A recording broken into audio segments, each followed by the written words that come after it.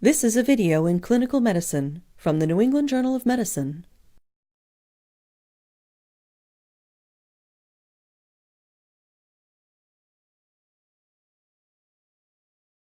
Focused cardiac ultrasonography is a point-of-care qualitative or semi-quantitative means of assessing the heart that is performed and interpreted by the clinician at the same time as the physical examination. Multiple studies in inpatient and outpatient settings have shown that focused cardiac ultrasonography is more reliable and accurate than physical examination for the diagnosis of left ventricular systolic dysfunction. This video presents a practical method for conducting visual assessment of the left ventricular systolic function with focused cardiac ultrasonography. Focused cardiac ultrasonography is indicated in outpatient and inpatient settings for screening and diagnostic purposes.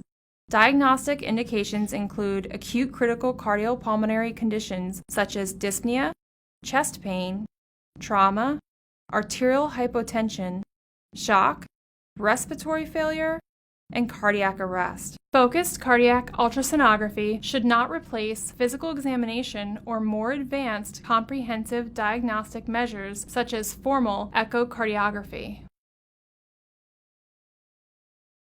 The heart is a fibromuscular organ with an oblique orientation located in the middle mediastinum. The left ventricular cavity is enclosed by the endocardial border. On its long axis and on the apical four-chamber plane, it has a bullet-shaped structure with its long axis spanning from the apex to the base of the heart. On its short axis, it has a circular shape with an irregular inner surface. The endocardial and epicardial borders surround the left ventricular wall. Systolic function relies on shortening of the muscle fibers along the longitudinal and circumferential planes of the left ventricle. From the beginning to the end of systole, these changes are manifested by a displacement of the mitral annulus towards the apex, increased wall thickness, and decreased cavity size.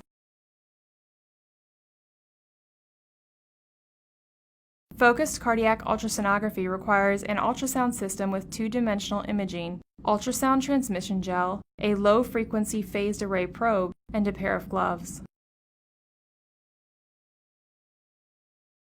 Before beginning the procedure, wash or sanitize your hands. Explain the procedure to the patient and mention that the procedure is not associated with risk or complications. Place the ultrasound machine at the head of the patient's bed on the patient's right side. Put on a pair of gloves and expose the patient's thorax. If possible, place the patient in the left lateral decubitus position.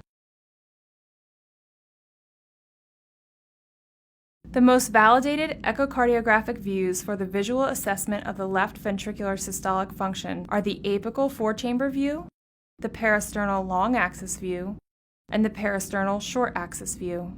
To obtain an image in the apical four-chamber view, set the field depth between 15 and 20 centimeters and place the probe at the point of maximal impulse. Alternatively, you can start scanning at the anterior axillary line and move toward the nipple using a zigzag movement. Hold the probe at an angle of 60 degrees relative to the chest wall, facing the sternal notch, with the orientation marker pointing toward the 3 o'clock position. Since the orientation marker on the probe indicates the right side of the screen, the left ventricle and atrium will be seen on the right side of the screen.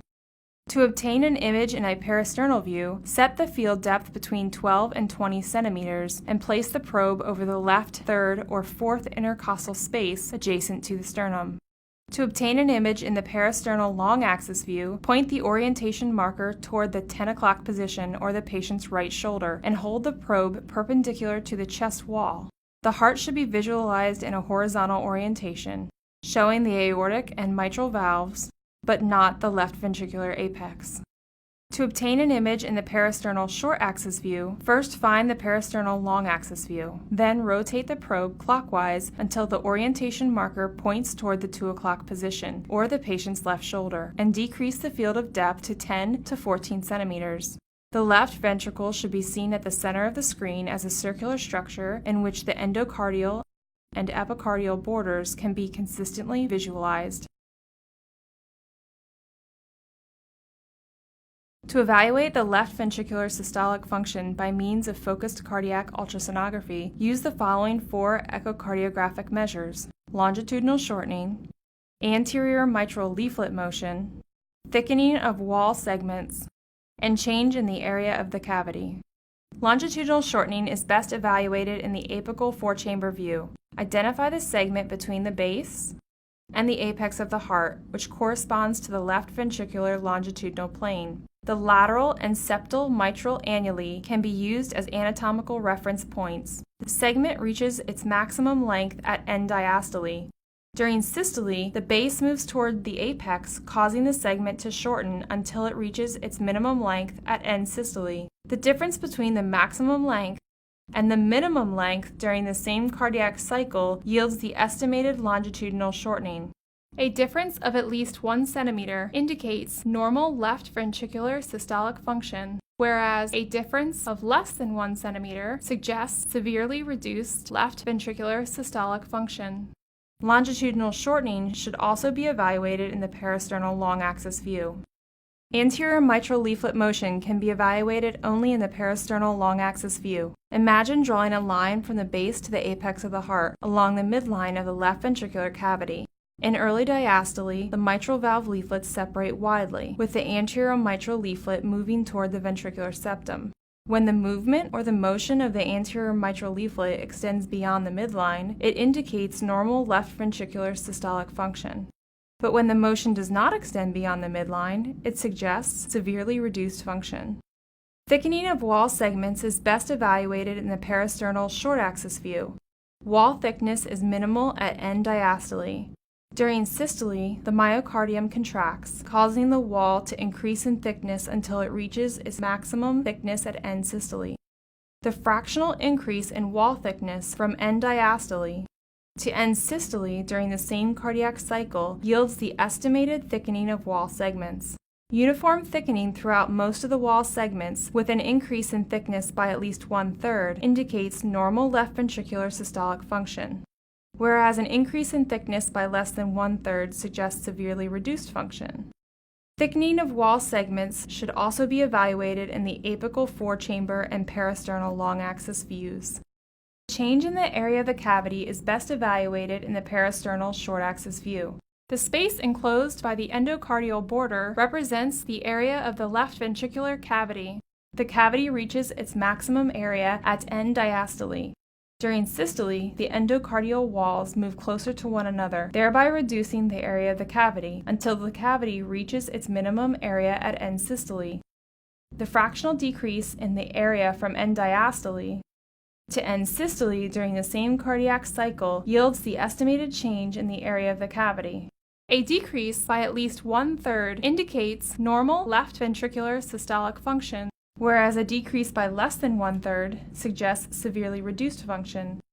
The change in the area of the cavity should also be evaluated in the apical 4-chamber and parasternal long axis views. To begin your evaluation of left ventricular systolic function, obtain images first in the apical 4-chamber view, then in the parasternal long axis view, and finally in the parasternal short axis view. We will show images from 2 patients.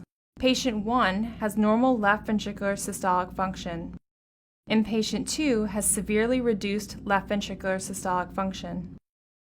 In the apical 4-chamber view, identify the structures of interest, including the lateral and septal mitral annuli, the apex, and the endocardial and epicardial borders. Using the ruler or M-mode vector line on the screen, evaluate longitudinal shortening.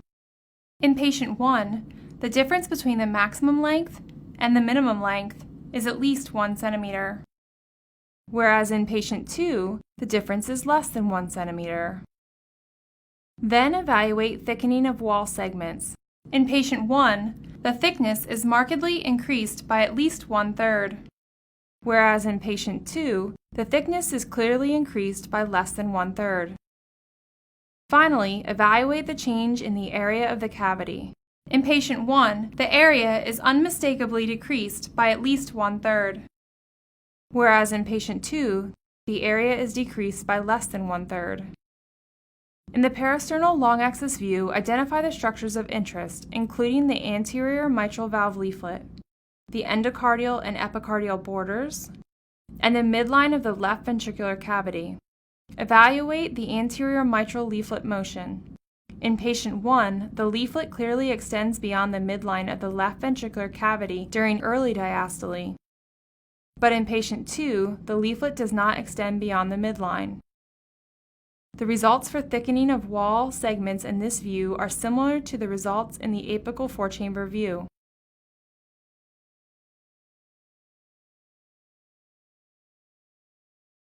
As are the results for the change in the area of the cavity.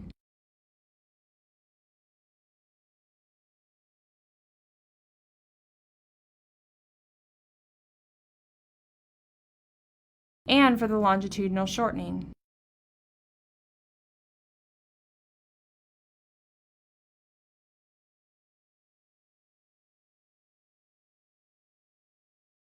Obtain images in the parasternal short-axis view. Identify the structures of interest, including the endocardial and epicardial borders. Again, the results for the thickening of the wall segments in this view are similar to the results of the apical four-chamber and parasternal long-axis views.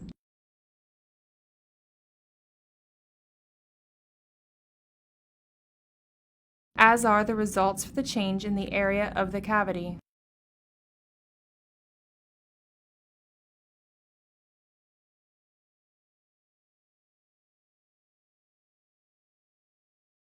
As you perform the procedure, it is imperative to correlate and integrate the information collected in each view to complete the assessment of each echocardiographic measure. Consistency among all four measures and views is essential for an accurate visual assessment of the left ventricular systolic function. If all four measures are rated as normal, as in patient 1, it is reasonable to grade the left ventricular systolic function as normal, which would correspond to an estimated ejection fraction of more than 55%.